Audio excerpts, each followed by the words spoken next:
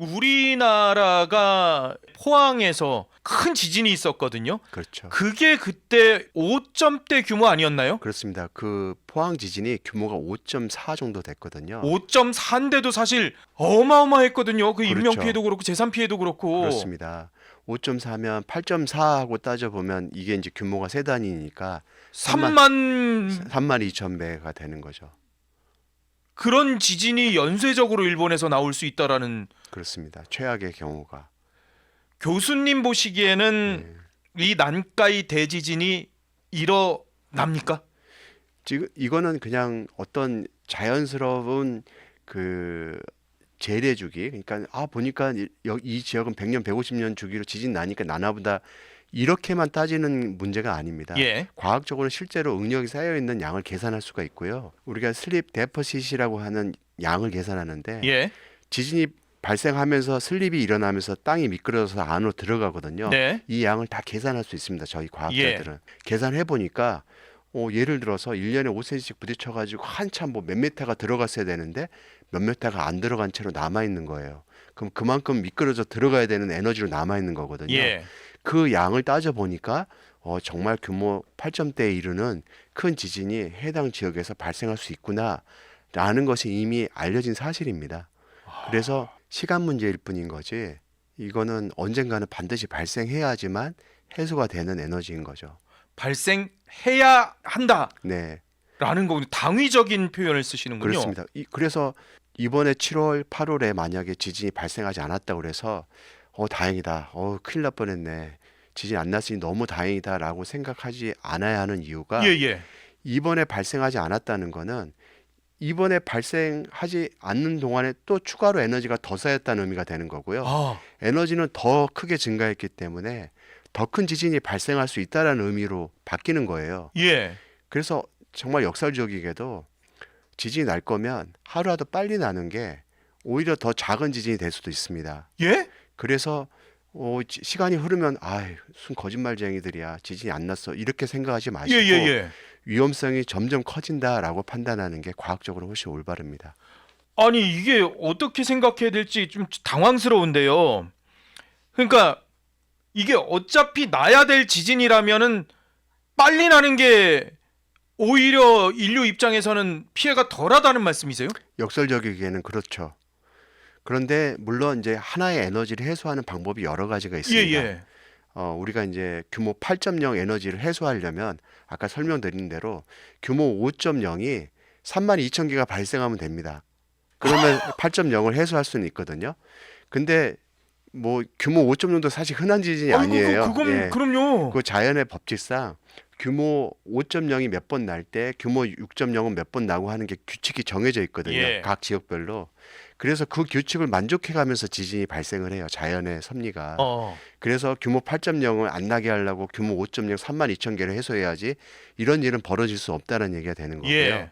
에너지가 쌓이면 반드시 그런 정도의 에너지로 해소를 해야만 하는 것이 자연입니다. 이 자연의 법칙이기 때문에 인간이 인위적으로 뭐 어떻게 지진을 그냥 뭐 32,000번 5점대를 이렇게 낼 수 있는 상황이 아니기 때문에 그렇죠. 네. 결국은 일어나야 되는 것이고 그렇다면 지금 일어나지 않았다고 해서 만족해야 하고 다행이야라고 할 게 아니다라는 말씀이세요. 그렇습니다. 네. 어차피 맞을 매라면 빨리 맞는 게 더 나을 수도 있다라는. 안 맞는 게 좋긴 한데요. 그렇죠. 네, 안 맞는 게 좋긴 한데 맞아야 한다면 좀 나눠서 맞거나, 좀 한 대 맞고 좀 이따 맞거나, 이렇게 하면 조금 덜 아프겠죠. 이건 뭐 네. 하나님이 하시는 네. 뭐 저거니까 네. 인간이 어떻게 그렇죠. 그건 맞습니다. 어떻게 할 수 있는 네. 문제가 아닌 상황. 만화에서 시작이 됐다 그래요, 일본에.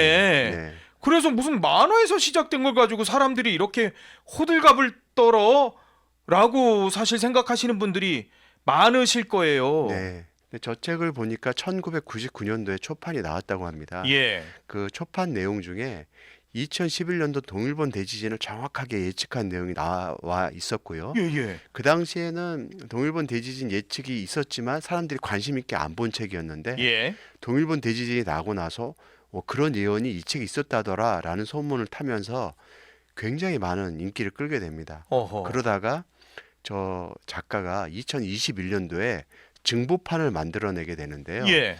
이 2021년도 정보판에는 바로 2025년도 7월 달에 이 난카이 해곡 지역에서 또 큰 지진이 난다라는 것을 또 예언을 해놨어요. 그러다 보니까 사람들이 굉장히 관심을 많이 갖고 예, 예. 우려가 커졌던 거죠. 동일본 대지진도 맞추다 보니까. 아, 저분 그냥 만화가가 아니군요. 그렇죠.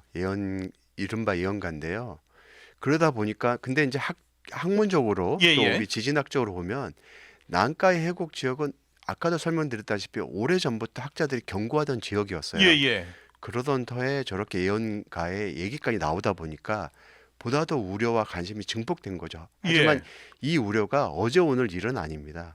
오래 전부터 응력은 지금 누적돼 가고 있는 것들이 학자들은 우려하고 있었고 지목을 하고 있었거든요. 예. 이게 곧 일어날 일이다라는 사실을 그동안 지속적으로 지목을 해왔습니다. 왜 7월인가? 이 질문은 그러면은 의미가 없다고도 할 수 있겠네요. 그렇습니다. 저 예언가의 얘기일 뿐이고요. 7월 아니라 8월, 9월, 10월 언제 나도 이상하지 않은 일이죠. 당장 오늘 일어나도 네. 지금 이 순간에 일어나도 그건 이상한 게 아닌. 그렇습니다. 네, 저 예언가는 그런데 네, 자기가 뭐 나름대로의 뭐를 네. 받아서 7월 네, 뭐 일설에는 7월 5일 꿈을 꿨었다고 네. 하는데 저분은 또 7월 5일이라고 하지 않고 그냥 네. 7월이라고 했다는 또 그렇습니다. 그래서 7월이 지났다고 해도 예. 상황은 전혀 바뀌지 않고요. 여전히 이 과학적으로는 우려가 진행되고 있는 상황이라고 오히려 봐야죠. 우려는 더 커지겠네요. 한 달 그렇죠. 동안 또 에너지가 더 커지는 그렇습니다. 거니까. 네. 어느 정도 규모를 예상하세요? 이것도 예상하는 게 지금 무의미한가요? 1944년과 46년도 겨우 2년 차이를 두고 거의 비슷한 지역에서 지진이 났거든요. 네. 사실은 이 난카이 해곡 지역이 100년, 150년 주기로 지역을 바꿔가면서 나는 게 상례인데 네. 이 44년, 46년도 지진만 하더라도 지역이 거의 붙어 있어요. 어허. 그리고 규모가 8점대 지진이거든요. 예. 8.2, 8.3 막 이런 지진들이 두 개가 연거푸 발생을 한 거죠. 사실 그때가 이제 2차 세계대전 이제 끝날 무렵이고 어수선한 무렵이잖아요. 예. 그러다 보니까 그게 뉴스화가 되지 않고 큰 문제가 되지 않았을지 모르지만 어마어마한 지진이 일본에서 났던 겁니다. 예, 원자폭탄 뭐 이런 것 때문에 사실 뭐 우리가 이런 거에 크게 더 관심을 가지 못했던 측면이 있나 보네요. 그렇죠. 그런데 그런 정도의 지진이 이 난카이 해구의 남쪽이나 북쪽에서 날 수 있다는 얘기고요. 예. 지금에 와서는 완전히 모던 시티잖아요. 굉장히 고층 건물도 많고 인구 밀도는 그때보다 훨씬 더 높고 아, 그럼요. 산업 시설 또 원자력 발전소도 이 근처에도 많이 있거든요. 예, 예. 그런 산업 시설이 많은 상황에서 만약에 이 정도 규모의 지진이 발생하게 된다면 과연 이게 충분히 방제가 될 수 있는 상황인가, 아. 충분히 견딜 수 있는 상황인가에 대해서 일본 정부도 굉장히 우려를 하고 있는 겁니다. 내진 설계가 그렇게 훌륭하게 돼 있는 일본이라 하더라도 이 지금 말씀하시는 8, 뭐 9, 이 수치가 사실 실감은 안 나요. 그렇죠. 이 동일본 대지진 때 사실 사망자 수가 한 2만 명 정도 되는데요. 굉장히 선방한 겁니다. 기억하시겠지만 2만 명이나 죽었는데도요. 2009년도 IT 지진 때 규모가 7.0인데 30만 명 정도가 사망을 합니다. 그러니까 7.0과 9.0은 아까 말씀드린 대로 32 곱하기 32 두 단위니까 예, 예. 한 1000배 정도 차이 나거든요. 예. 에너지가 동일본 대지진보다 1000배가 작은 지진이 발생했는데 30만 명이 사망한 거예요. 우와. 그런데 1000배나 더 큰 지진이 발생을 했는데 2만 명이 사망했으면 일본은 그만큼 방제를 잘했다는 겁니다. 건물이 붕괴돼 가지고 예. 사람들이 죽거나 하진 않았고요. 예. 이 2만 명의 사람들 대부분은 지진 해일이 덮쳐 가지고 사망하게 되거든요. 그래서 지진 해일에 대한 방비가 충분하지 않았다라는 걸 그때 이제 깨닫게 되는 거죠. 예. 왜냐하면 30m나 되는 이 지진 해일이 일본 해역을 일본 해변가를 다 덮치다 보니까 예. 충분한 방비를 했다고 생각했는데 그걸 넘어서는 해일 높이가 도착을 야. 한 거고요. 그러다 보니까 피해가 커졌던 겁니다. 그런데 지금도 이 난카이 해곡 지역은 오래전부터 준비를 일본 정부가 많이 했다고 생각을 하거든요. 예, 예. 여기 예견됐던 곳이니까. 그럼에도 불구하고 어떤 일이 발생할지 모른다라는 우려를 하고 있는 거예요. 예상치 아. 못한 중복재해 같은 것들이 예. 발생할 수 있다. 그럴 때 어떻게 할 것이냐에 대한 다양한 시나리오를 준비를 하고 있고 음흠. 대비를 하고 있는 상황입니다. 일본이니까 동일본 대지진, 그러니까 도쿄를 중심으로 해서 벌어졌던 그 대지진에서 그나마 2만 명 정도 사망. 워낙 내진 설계도 잘 돼 있고 지진 교육과 대피도 잘 돼 있는 일본이니까 그 정도. 그렇지 않았으면은 대한민국이나 아니면 또 다른 상황이었었으면은 정말 상상도 못할 정도의 더 끔찍한 상황이 벌어졌을 수 있는 그런 규모. 그렇죠. 한국에서는 혹시 8, 9 이런 숫자의 지진이 있었던 적이 있나요? 한국에는 없고요. 다행스럽게도 이건 이렇게 8, 9 정도 되는 큰 규모의 지진이 발생을 하려면 판의 경계부에서나 가능합니다. 그러니까 어허. 판과 판이 부딪히는 곳에라야 에너지의 누적 속도가 빠르고 에너지가 많이 쌓이게 되거든요. 그래서 판의 경계부에서야 이렇게 나오는데 우리나라는 다행히 판의 안쪽에 위치하고 있는데요. 예. 우리나라와 같은 판의 안쪽에 있는 곳은 규모 7 정도가 발생할 수 있는 최대 정도라고 생각이 되는데 예. 근데 우리나라 이제 조선왕조실록 같은 걸 보게 되면은 이 수도 서울이라고 하는 이 지역을 포함해서 규모 5.0이 넘는 규모 6 내외 6이 넘는 지진들이 다수 관찰이 되고 있어요. 예. 조선왕조실록에만. 그래서 이 조선왕조실록들에 나오는 이 기록을 보게 되면 아 이게 우리나라도 큰 지진이 발생할 수 있겠구나. 특히 1952년도 우리 한국 전쟁, 네. 6.25 전쟁 때 여전히 전란 중이었죠. 그때 이 평양 바로 남서쪽 끝에 지진이 하나 발생합니다. 예. 그거는 지진계에도 기록이 돼 있거든요. 어허. 우리나라에는 지진계가 당시에 없었지만 러시아, 중국, 일본에는 지진계가 있었어요. 예.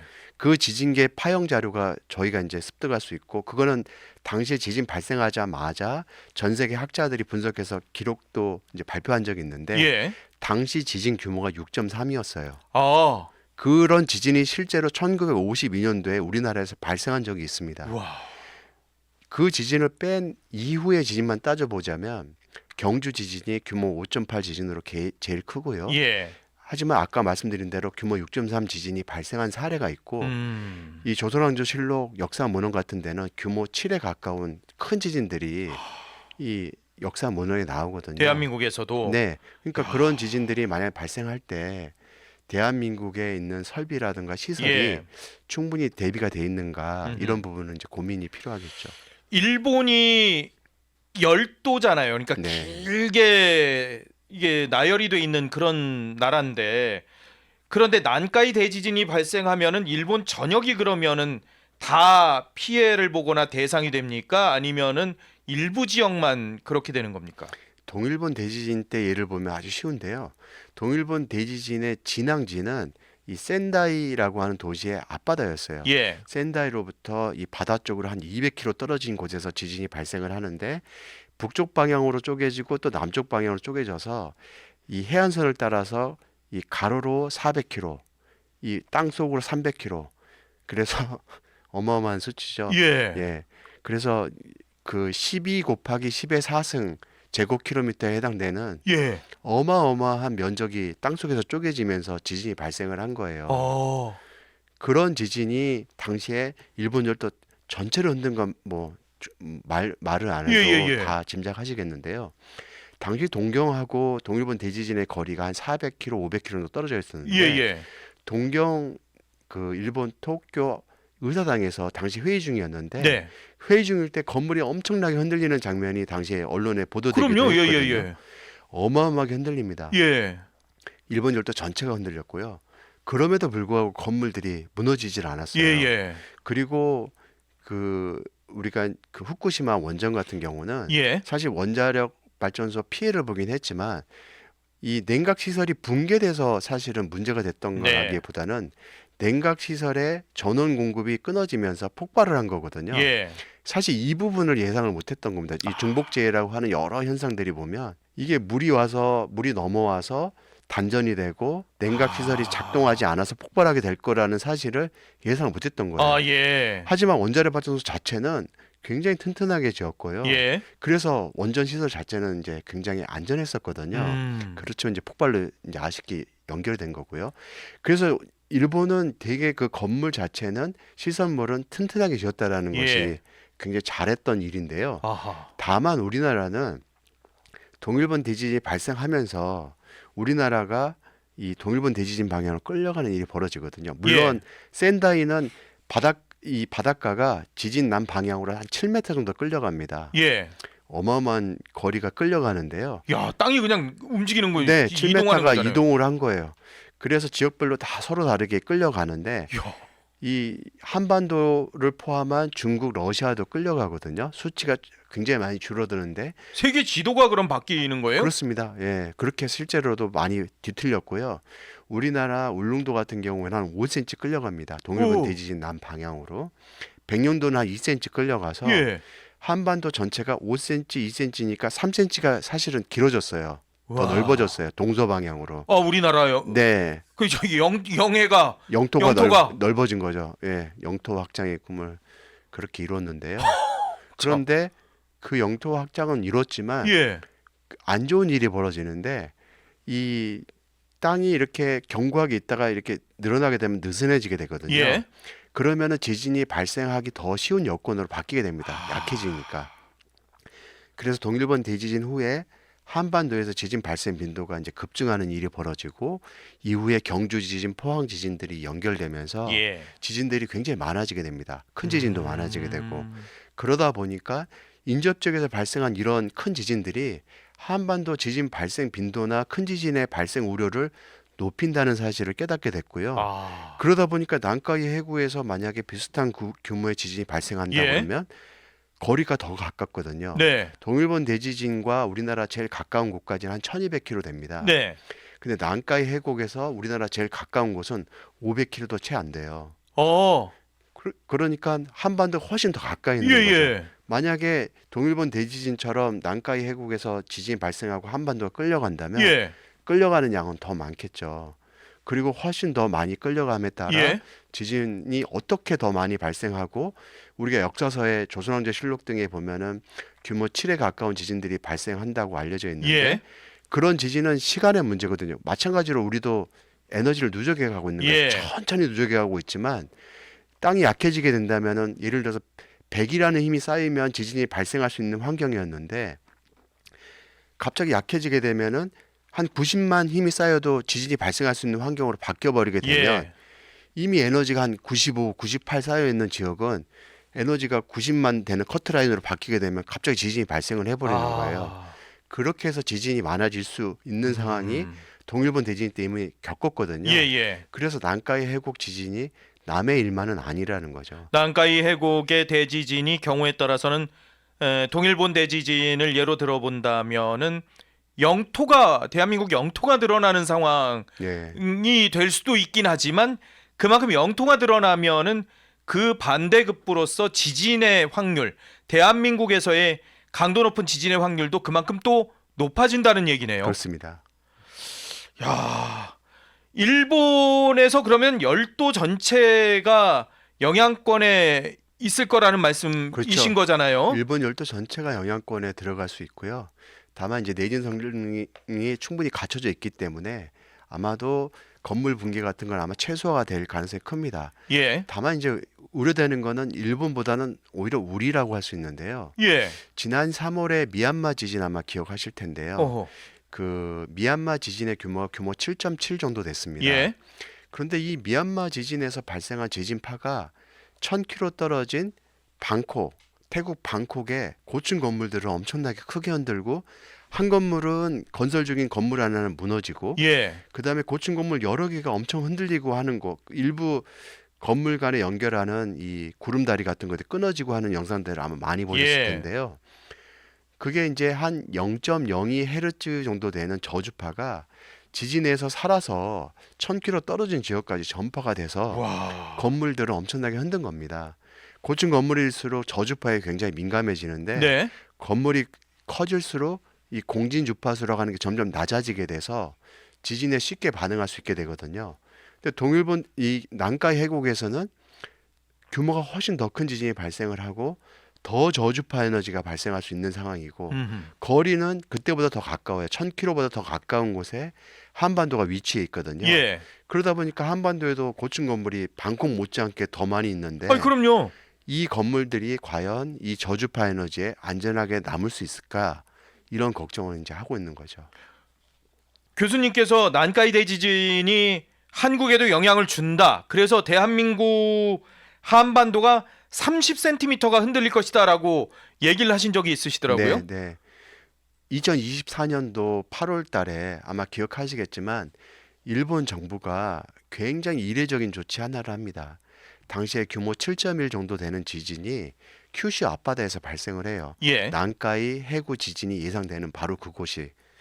그러다 보니까 일본 정부가 어떤 조치를 취하냐면 거대 지진 주의보라는 것을 전국적으로 발령을 내려요. 네. 일본 정부가. 일본 국민들의 패닉은 말도 못하고요. 그 당시 8월 초에 지진이 발생을 하고 8월 8일로 제가 기억을 하는데요. 예. 약 일주일 동안 그 경보를 유지를 합니다. 8월 15일 날 해제를 하는데요. 음흠.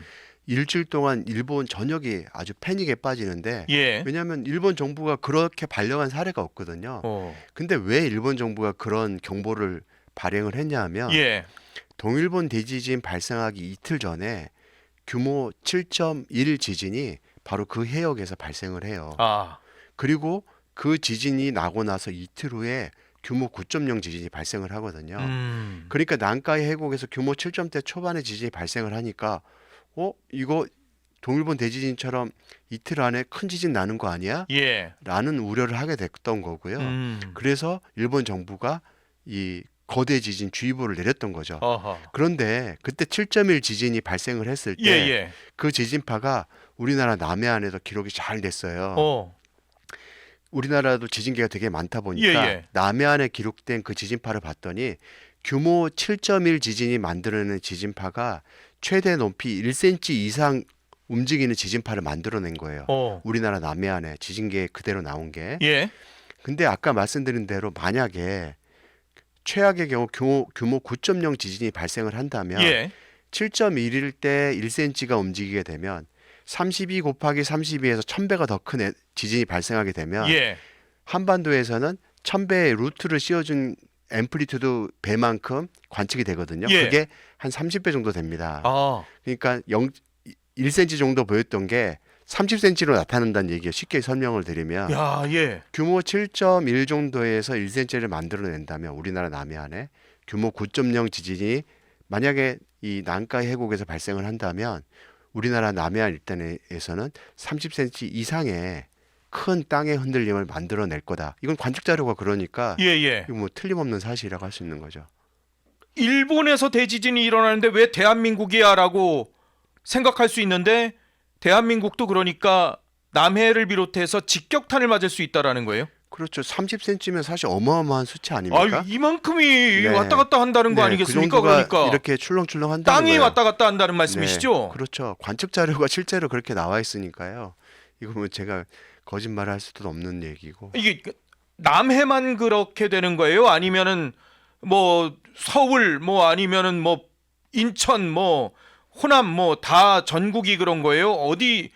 남해안 일대에서 당연히 제일 크고요. 거리가 멀어질수록 지진파의 진폭은 점점 감소하는 건 사실입니다. 남해안 일대라고 하면은 부산 뭐 해서 이쪽 통영 이쪽 남쪽 해안을 따라서 관측되는 지진파 여수 뭐 이런 네, 데까지 다요? 네, 거기가 1cm 정도의 진폭을 보이는 지진파가 관측이 됐었고요. 그 2024년도 8월 8일 지진에 의해서요. 그러면 그걸 유추해 보건대 이번 난카이에서 혹시라도 9.0 정도의 대지진이 발생한다면 부산, 통영, 뭐 여수 뭐 이런 남해안 일대에서는 30cm 가까이 땅이 치솟거나 빠질 수 있는 이런 상황이 그렇죠. 그렇게 출렁출렁하는 출렁출렁 한다는 얘기죠. 그리고 아까도 말씀드린 대로 이제 저주파 에너지라고 하는 것들이 되게 위험하다고 했잖아요. 예. 이 에너지는 다 저주파 에너지에 해당됩니다. 30cm씩 움직이면서 저주파로 흔들리게 되는 거거든요. 그러면 건물들은 그런 저주파 에너지에 계속 흔들림을 겪게 될 거고 그동안 건물들이 과연 충분히 안전성을 유지할 수 있느냐 이런 부분을 이제 고민을 해봐야 하는 거죠. 부산만 해도 높은 건물들이 엄청 많거든요. 그렇습니다. 그래서 이제 혹자는 이런 말씀을 하세요. 우리나라 건물들은 내진 성능이 충분히 갖췄다. 저도 이제 그 말에 굉장히 동의하고요. 예. 고층 건물에 대한 내진 성능을 구축하기 시작한 거는 이미 2000년 들어서기 전부터 우리가 그 법률화가 돼서 예. 이루어지고 있거든요. 아, 25년 이전부터. 네, 그렇습니다. 2000년 이전부터. 예. 예, 그런데 문제는 뭐냐면 우리가 겪어보지 않았다라는 거, 이런 일이 처음일 거라는 거죠. 1944년과 1946년도에 난카이 해곡에서 마지막으로 큰 지진이 발생을 했어요. 예. 그때는 우리나라 고층 건물이 당연히 없었겠죠. 예, 예. 이제 고층 건물이 우리나라에 굉장히 즐비해 있는 상황에서 이런 저주파 에너지와 큰 규모의 지진을 처음 겪게 될 거예요. 이럴 그렇죠. 때 과연 우리가 내진 성능을 충분히 잘했다고 하는데 잘 견디면 다행이겠지만 예, 예. 만약에 혹시라도 실수가 있었다면 아니면 고려하지 못한 게 있었으면 어떨까라는 이제 우려도 있는 거거든요. 그럼요. 그래서 지금이라도 규모 9.0의 시나리오는 사실 뭐 최악의 시나리오라고 할 수 있지만 예. 우리가 부족한 건 없는지 이런 것들을 좀 살펴보는 계기도 됐으면 합니다. 지금 남해 쪽만 그렇게 30cm까지 출렁출렁합니까? 아니면 내륙 쪽도 영향이 있습니까? 점점 줄어드는 거죠. 이제 30cm, 28cm, 25cm 하면서 쭉쭉 이제 줄어드는 거죠. 일단 뭐 서울이 네. 일단 서울 수도니까 네. 서울의 경우를 예로 든다면 어떤 정도 예상하세요? 그러면은 이렇게 답변 드리면 아마 편할 것 같은데요. 아까 규모 7.7 지진이 1000km 떨어진 곳에 큰 고층 건물들을 흔들었다고 설명을 예. 드렸잖아요. 이번에는 규모가 9.0이고요. 네. 서울까지 거리를 해봐야 아시다시피 부산에서 서울까지 한 500여 킬로 정도 예. 되잖아요. 부산까지 500km 채 안 되거든요. 예. 난카이 해곡에서 이 서울까지 해봐야 1000km 정도밖에 안 됩니다. 그 안에 들어갔는데 규모가 훨씬 더 큰 지진이 발생을 하는 상황이에요. 예. 이미 이 방콕에서 흔들리는 정도를 우리가 목격을 했기 때문에 그보다 훨씬 더 큰 규모의 흔들림이 서울에서도 느껴질 수 있다는 얘기를 하는 거예요. 그러니까 그런 상태가 과연 이어질 때 예. 안전할 수 있는 건물들은 어느 정도일까? 이게 이제 남의 얘기가 아니라는 이유가 바로 그런 부분입니다. 2000년 이전 정도부터 지어진 건물들의 대형 건물들은 내진 설계가 충분히 되기는 했지만 그거는 이제 우리가 이론적으로 이게 했던 거고 실제 만약에 이런 대지진이 일어났을 땐 과연 그게 충분했는지 안 했는지 사실 우리가 검증해 보진 않았기 때문에 어떤 상황이 올지 예상할 수는 없다는 말씀이신 것 같네요. 그렇죠. 지금 그런데 대형 건물은 그러면은 내진 설계를 네, 했어요. 네. 그런데 구주택들 있지 않습니까? 네. 우리가 뭐 흔히 사는 뭐 아파트뿐만 아니라 뭐 연립주택, 다세대, 다가구, 대한민국엔 뭐 너무나 많은 주택 형태들이 있어요. 단독주택도 있고. 그런 데들이 과연 다 내진 설계를 했을까? 심지어 30년 전에 지어진 건물들도 많이 있는데 아파트도 40년 전에 지어진 건물들도 꽤 있는데 이런 생각이 버뜩 드는데요. 그래서 우리나라 이제 공공시설물 같은 경우, 예를 들어서 학교 건물 같은 경우 있잖아요. 예, 예. 오래된 학교 건물들이 꽤 많이 있습니다.